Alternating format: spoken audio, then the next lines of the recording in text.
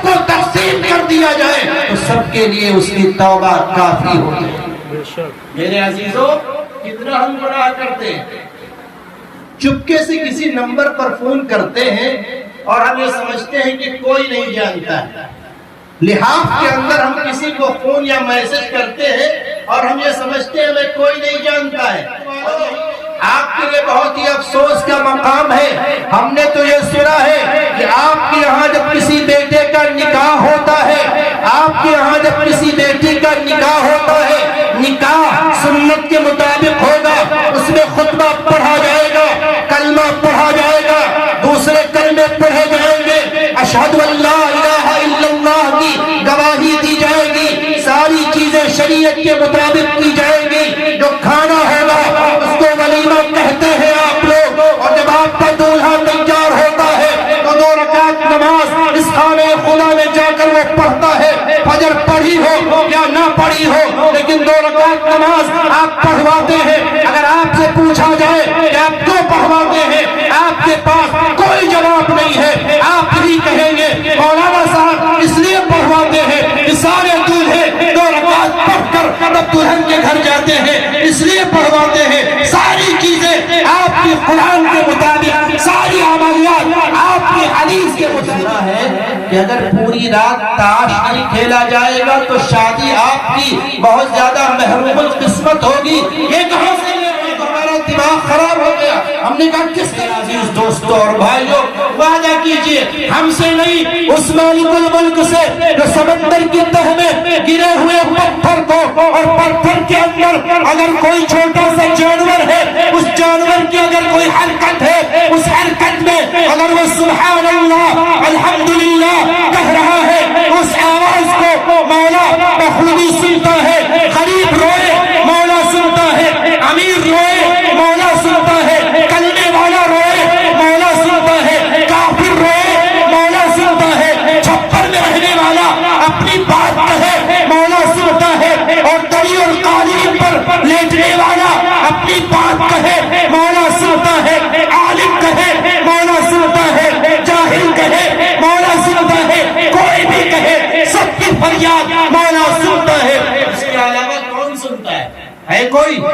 ہے کوئی؟ بتائیں کوئی ڈاکٹر صاحب، انجینئر صاحب، وکیل صاحب، عالم صاحب، مفتی صاحب، جب ساری جگہ سے آپ تھک جاتے ہیں، ڈاکٹر بھی فیل، بابا صاحب بھی فیل، مزار والے، دعا تعویذ والے سب فیل، اب آپ سے اگر کوئی پوچھے کہ حضرت طبیعت کیسی ہے بیٹے کی، سب جگہ سے آپ فیل ہو گئے، آپ نے پوری دنیا چھان ماری اپنے بیٹے کے لیے، آخر میں آپ کی زبان سے ایک جملہ نکلتا ہے، مولانا صاحب اب اللہ کے بھروسے ہم بیٹھے ہیں، جو وہ چاہے گا وہ ہوگا۔ سارے دروازے آپ نے کھٹکھٹا لیے، لیکن مولا کا دروازہ ایسا ہے، پوری کائنات کے دروازے وقت پر کھلتے ہیں اور وقت پر بند ہو جاتے ہیں، لیکن مولا کا دروازہ ایسا ہے، آپ ہاتھ اٹھائیں تب بھی سنتا ہے، ہاتھ نہ اٹھائیں تب بھی سنتا ہے، آپ پاک ہیں تب بھی سنتا ہے، آپ ناپاک ہو تب بھی سنتا ہے، آپ گناہ کر رہے ہیں تب بھی سن رہا ہے، آپ اچھے عمل کر رہے ہیں تب بھی سن رہا ہے، آپ کلمے والے ہیں تب بھی وہی بگڑی بنا رہا ہے،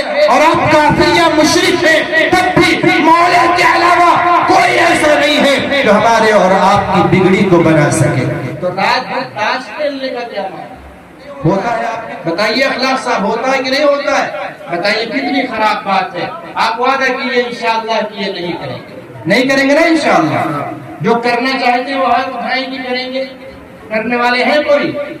اب تک یہاں ہوا کہ نہیں ہوا بتائیں آپ؟ اگر آپ نہیں کریں گے انشاءاللہ تو میں سمجھتا ہوں کہ میں چھوٹا سا طالب علم ہوں، میں بہت ہی چھوٹا سا طالب علم ہوں، ہم سے بڑے جو علماء آئے ہیں ان کا آنا آپ کے دیار میں مبارک ہو۔ کریں گے نا انشاءاللہ؟ کیا کریں گے؟ نہیں کھیلیں گے نا انشاءاللہ؟ اللہ رب العزت آپ کو اس کا بہترین بدلہ عطا فرمائے، اور یہ بات جان لیجئے کہ اللہ کی مرضی کے علاوہ کچھ بھی نہیں۔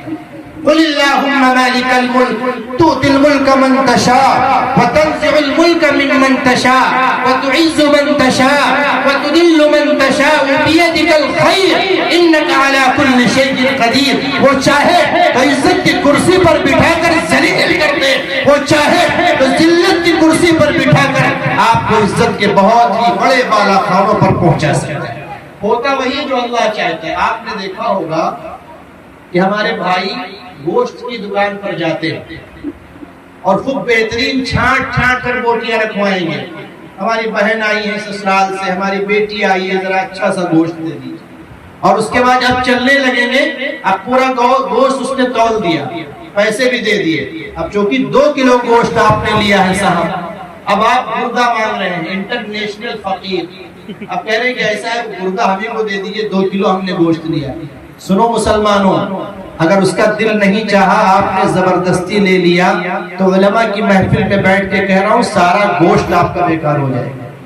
آپ اسی میں تولوا لیجئے تاکہ اس کا نقصان نہ ہو، اور اگر وہ خوشی سے دے دے تو آپ لے لیجئے۔ اور میں بتلاؤں جو غریب ہیں بیچارے علماء، حافظ، قاری، عالم، مفتی، وہ تو ہمت ہی نہیں کرتے، یہ سب ڈاکٹر انجینئر لوگ کرتے ہیں۔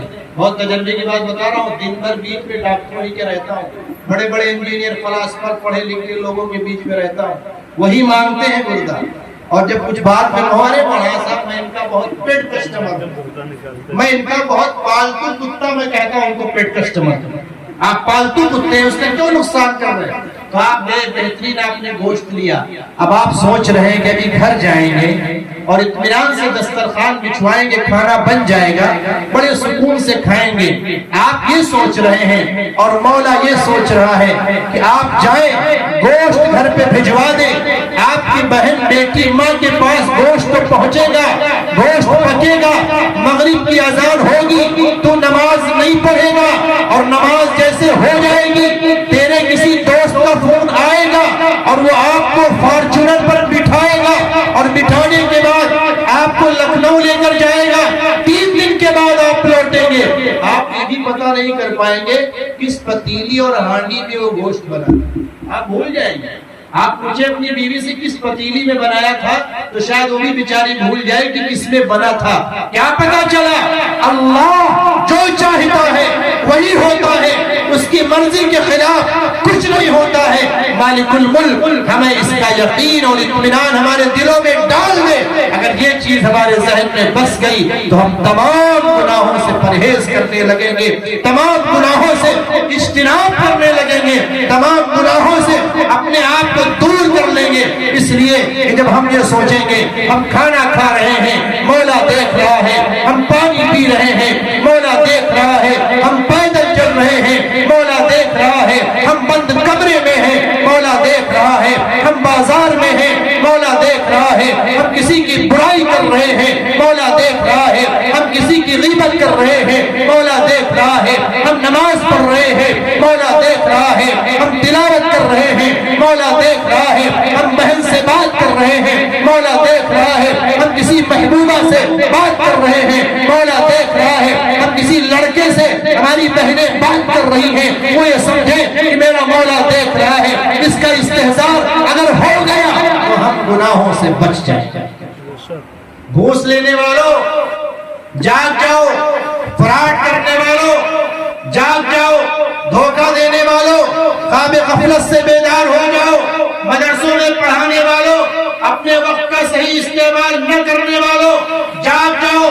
وہ مولا ایک ایک سیکنڈ کا امتحان لے گا اور ایک ایک سیکنڈ کے بارے میں پوچھے گا، آپ سے سوال کیا جائے گا، آپ سے پوچھا جائے گا یہ جوانی جو ملی تھی اس کام میں لے کر استعمال کیا، مال جو دیا تھا اس کو کہاں استعمال کیا، جائیداد جو دی تھی اس کا استعمال کس طرح سے کیا، گھر کے محلے میں ہماری مسجدیں تھی اس کو کتنا آباد کیا۔ ان تمام چیزوں کا ہم سے اور آپ سے حساب ہے۔ اب آپ نماز پڑھیں یا نہ پڑھیں، اور ایک مسلمانوں کو یہ دھوکہ ہوتا ہے یعنی صاحب ہم تو جمعہ پڑھتے ہیں، ہم زیادہ نماز کے چکر میں نہیں رہتے، اور جمعے کو بھی جائیں گے تو ڈسکاؤنٹ کے ساتھ۔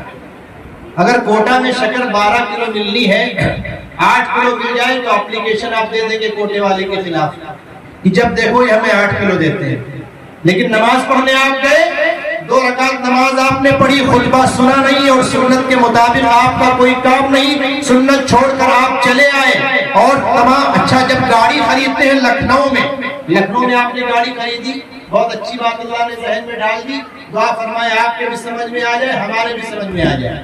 لکھنؤ میں گاڑی خریدی, مولانا احسان صاحب گاڑی خریدنے کے بعد سیدھے حسین پور کوئی نہیں لاتا, اور اگر لاتا ہے تو پوری رات اس کو ایک ٹینشن ہوتی کہ اس کو موڈیفائی کروانا ہے. فارچونر لیے ہیں 40 لاکھ کا, اور اس کے بعد لال پور انہیں جانا ہے, لال باغ انہیں جانا ہے, انہیں جانا ہے چار مینار ہوٹل کے قریب جو دکانیں وہاں ہیں وہاں پر بیٹھنا ہے. صاحب اس میں LCD لگا دیجیے, اس میں یہ جھمر لگا دیجیے, اس کے پہیوں میں یہ لگا دیجیے. کیوں موڈیفائی کر رہے ہو؟ آپ کو دنیا کے بارے میں بہت جانکاری ہے, آپ کو بہت زیادہ علم ہے, آپ نے گاڑی خریدی, آپ کا دماغ کام کر رہا ہے کہ اب یہ ہماری گاڑی جب تک موڈیفائی نہیں کروائیں گے, جب تک خوبصورت نہیں بنائیں گے, اس کی لائٹ الگ سے لگوائی جائے گی, اس کے پہیوں پر الگ سے استعمال کیا جائے گا اور اس کو خوب سجایا جائے گا, وہاں پر ہمارا دماغ کام کر رہا ہے. لیکن ہم گئے, 2 رکعت نماز ہم نے پڑھی, اور اپنی نماز کو جو فرض نماز ہے اس کو نفل کے ذریعے سے, سنت کے ذریعے سے, استغفار کے ذریعے سے, درود پاک کے ذریعے سے, توبہ کے ذریعے سے موڈیفائی نہیں کیا. تو جیسے وہ آپ کی فارچونر ابھی ادھوری ہے, ویسے ہی آپ کی یہ 2 رکعت نماز فرض جو جمعے کو آپ پڑھتے ہیں یہ بھی ادھوری چیز ہے, اس کو بھی آپ ادھورا سمجھیں, یہ کبھی آپ کی مکمل نماز نہیں ہو سکتی.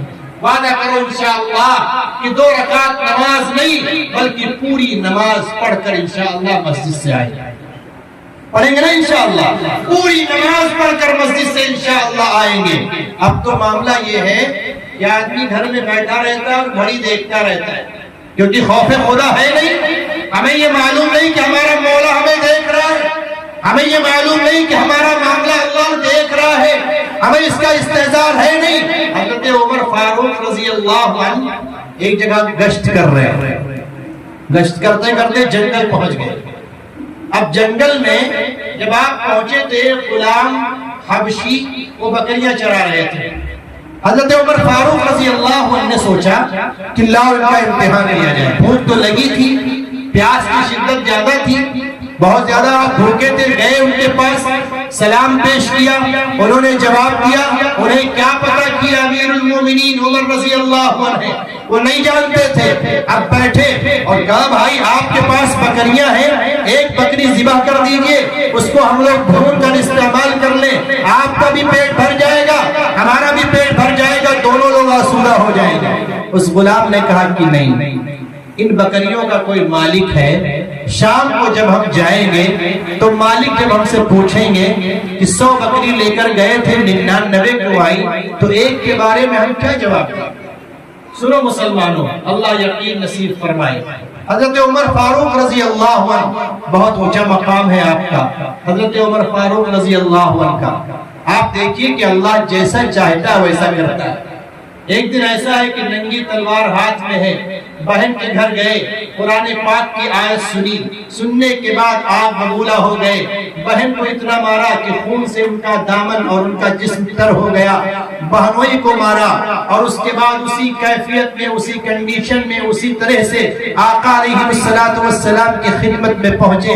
جب جھروکوں سے صحابہ نے دیکھا کہ آج تو عمر آئے ہیں, تیور بدلے ہیں, ننگی تلوار ساتھ میں ہے, چہرے کا رنگ ذرا سا اڑا ہے, متغیر ہے, تو آپ صلی اللہ علیہ وسلم سے جب بتلایا گیا کہ عمر آئے ہیں, آپ کو تو اطمینان تھا. گئی رات آپ نے مولا سے سر سجدے میں رکھ کر عمر اور ابو جہل کو مانگا تھا. آپ سمجھ گئے کہ آج میرے مولا نے عمر کی شکل میں اسلام قبول کرنے والا اسلامی ہیرو ہمارے قدموں میں ڈال دیا ہے. لیکن حضرت امیر حمزہ رضی اللہ عنہ نے فرمایا کہ آپ لوگ گھبراؤ نہیں, عمر کا دبدبہ تھا, کہا گھبراؤ نہیں, اطمینان سے آئیں گے تو ٹھیک, ورنہ انہی کی تلوار سے ان کے سر کو قلم کر کے ان کی چھاتی پر رکھ دیں گے. کتنے زیادہ بہادر تھے حضرت امیر حمزہ رضی اللہ عنہ, لیکن وہ مولا جیسا چاہے ویسا کرے. وحشی ابن حرب جنہوں نے حضرت امیر حمزہ رضی اللہ عنہ کو شہید کیا تھا, ایمان نہیں لائے تھے, بعد